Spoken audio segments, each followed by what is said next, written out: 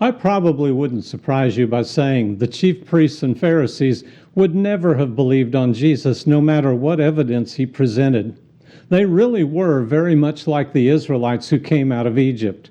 Those people saw sign after sign and still murmured, grumbled, and complained.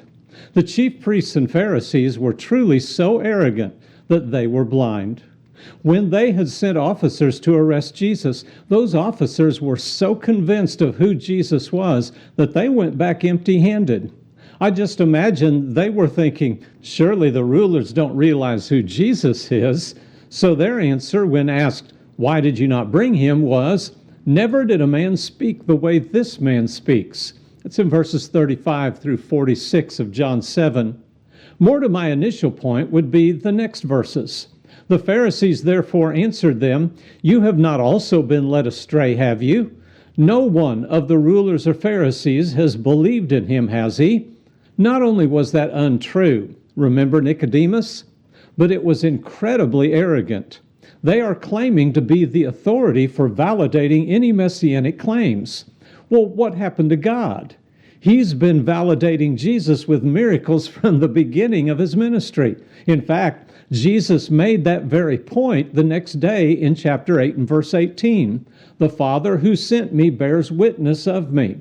Something else, they say, wasn't true at the end of chapter 7. In verse 52, we read that the chief priests and Pharisees answered and said to him, you are not also from Galilee, are you? Search and see that no prophet arises out of Galilee.